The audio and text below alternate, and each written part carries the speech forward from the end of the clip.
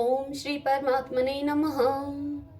ओम नमो भगवते वासुदेवाय। आज श्रीमद् भागवत महापुराण पंचम स्कंद के अध्याय 14 की पावन कथा में हम आज सुन रहे हैं भावाटवी का स्पष्टीकरण। श्री शुकदेव जी राजा परीक्षित से इस कथा का वर्णन करते हुए कहते हैं कि हे राजन, देह अभिमानी जीवों के द्वारा सत्व आदि गुणों के भेद से शुभ, अशुभ और मिश्र 3 प्रकार के कर्म होते ही रहते हैं। उन कर्मों के द्वारा ही निर्मित नाना प्रकार के शरीर के साथ होने वाला जो संयोग वियोग आदि रूप अनादि संसार जीव को प्राप्त होता है, उसके अनुभव के 6 द्वार हैं, मन और 5 ज्ञानेंद्रियां।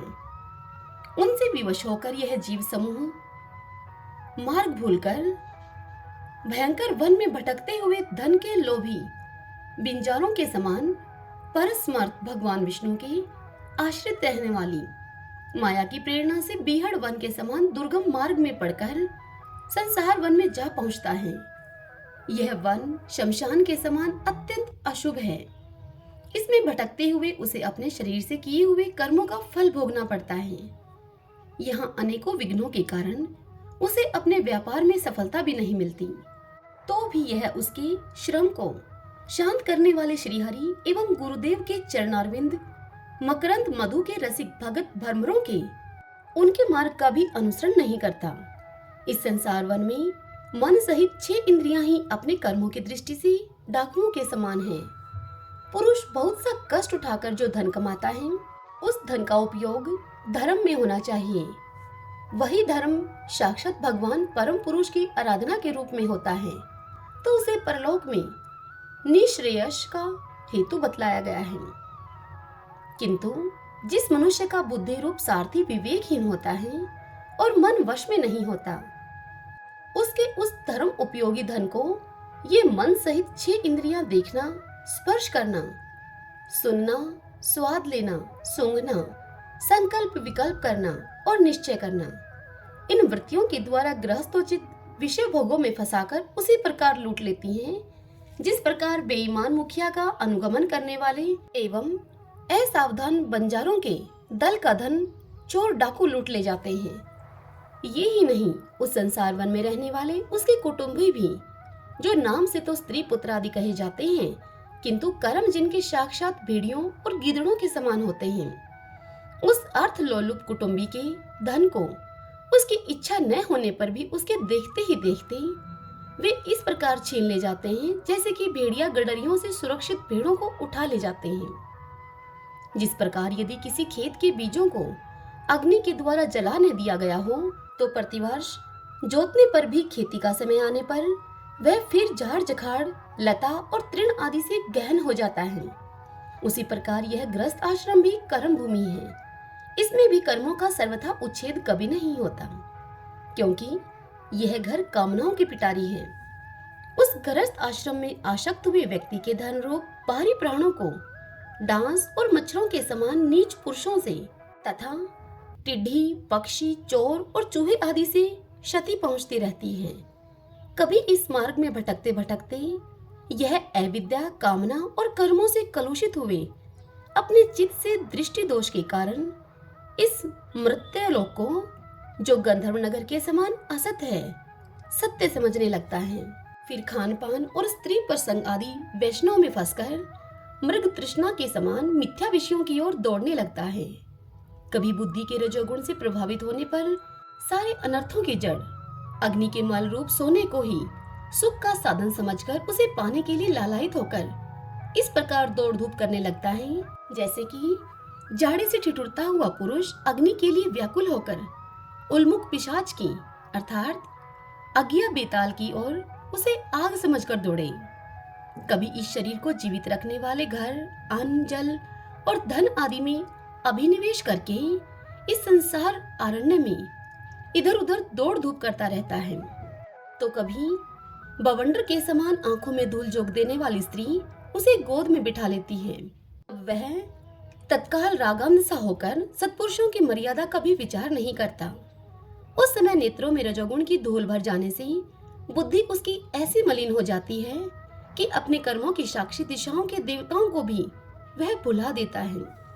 कभी अपने आप ही एकाध बार विषयों का मिथ्या तत्व जान लेने पर भी अनादिकाल से देह में आत्म बुद्धि रहने से विवेक बुद्धि नष्ट हो जाने के कारण उन उरुमरी चिकातुल्य विषयों की ओर ही फिर वह दौड़ने लगता है।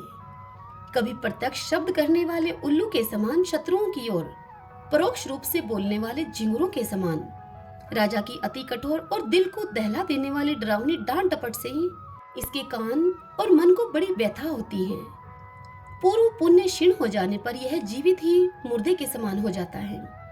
और जो कारशकर एवं काकतुंड आदि जहरीले फलों वाले पाप वृक्षों इसी प्रकार की दूषित लताओं और वैशाल्य कुओं के समान हैं, तथा जिनका धन इस लोक और परलोक दोनों के ही काम में नहीं आता, और जो जीते हुए भी मुर्दे के समान है, यह उन कर्पण पुरुषों का आश्रय लेता है।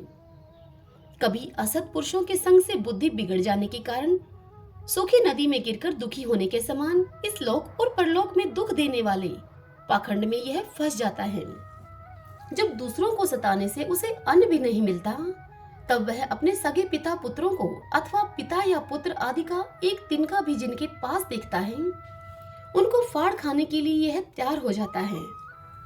कभी दावानल के समान प्रिय विषयों से सुनने एवं परिणाम में दुख में घर में पहुंचता है, तो वहां इष्ट जनों के वियोग आदि से उसके शोक की आग भड़क उठती है।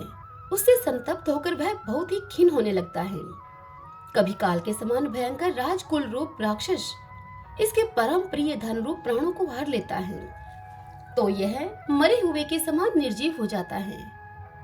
कभी मनोरथ के पदार्थों के समान अत्यंत असत पिता पितामह आदि संबंधों को सत्य समझकर उनके सहवास से स्वप्न के समान क्षणिक सुख का अनुभव करता है। गृहस्थ आश्रम के लिए जिस कर्म विधि का महान विस्तार किया गया है, उसका अनुष्ठान किसी पर्वत की कड़ी चढ़ाई के समान ही है। लोगों को उस ओर पर्वत देखकर उनकी देखा देखी जब यह भी उसे पूरा करने का प्रयत्न करता है, तब तरह तरह की कठिनाइयों से कलेशित होकर कांटे और कंकड़ों से भरी भूमि में पहुंचे हुए व्यक्ति के समान दुखी हो जाता है। कभी पेट की असह्य ज्वाला से अधीर होकर अपने कुटुंब पर यह कभी कभी बिगड़ने लगता है। फिर जब निद्रा रूप अजगर के चंगुल में यह फंस जाता है, तब अज्ञान रूप घोर अंधकार में डूबकर सोने वन में फेंके हुए मुर्दे के समान सोया पड़ा रहता है। उस समय इसे किसी बात की सुधि नहीं रहती। कभी दुर्जन रूप काटने वाले जीव इतना काटते तिरस्कार करते हैं, इसके गर्भ रूप दांत जिनसे यह दूसरों को काटता था वह टूट जाते हैं। तब इसे अशांति के कारण नींद भी नहीं आती, तथा मर्म वेदना के कारण क्षण क्षण में विवेक शक्ति क्षीण होते रहने से अंत में अंधे की भांति यह नरक रूप अंधे कुएं में जा गिरता है। कभी विषय सुख रूप मधु कणों को ढूंढते ढूंढते जब यह लुक छिप कर पर स्त्री या फिर परधन को उड़ाना चाहता है, तब उनके स्वामी या राजा के हाथ से यह मारा जाकर ऐसे नरक में जा गिरता है जिसका और छोर नहीं है।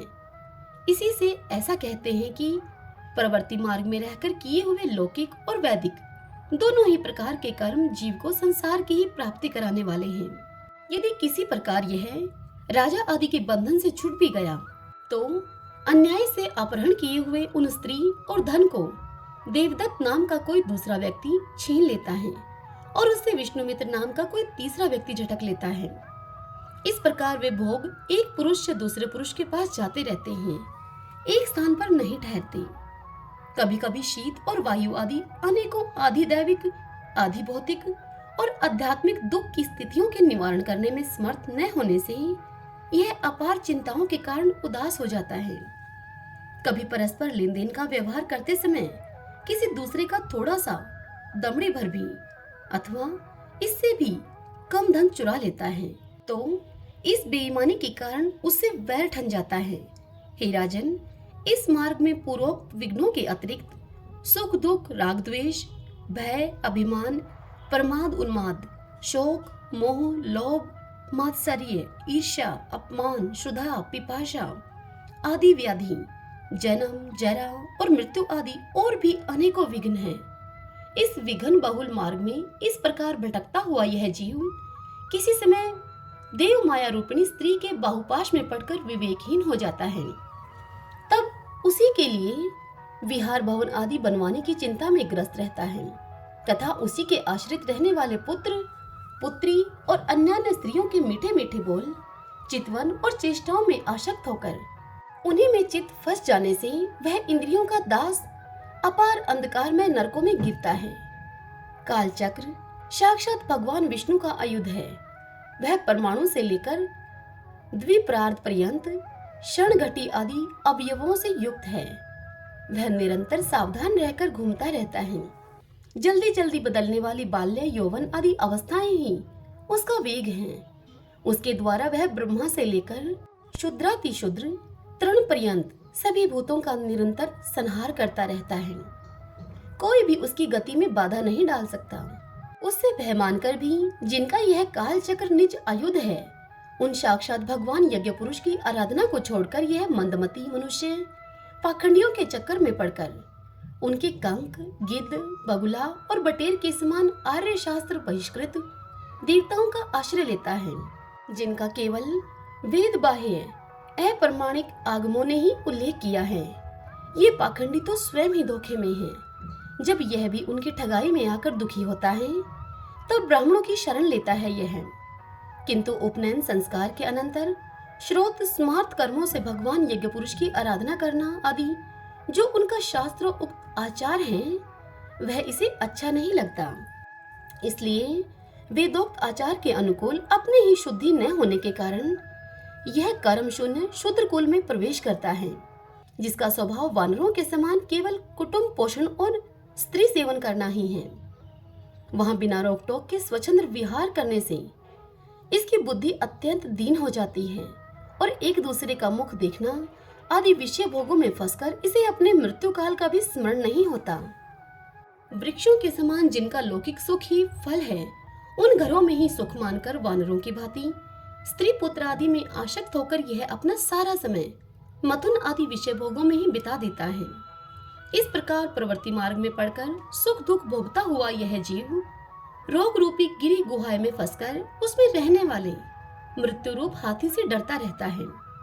कभी कभी शीत, वायु आदि अनेक प्रकार के आदि दैविक, आदि भौतिक और आध्यात्मिक दुखों के निर्वर्ती करने में जब यह असफल हो जाता है, तब उस समय अपार विषयों की चिंता से यह खिन्न हो उठता है।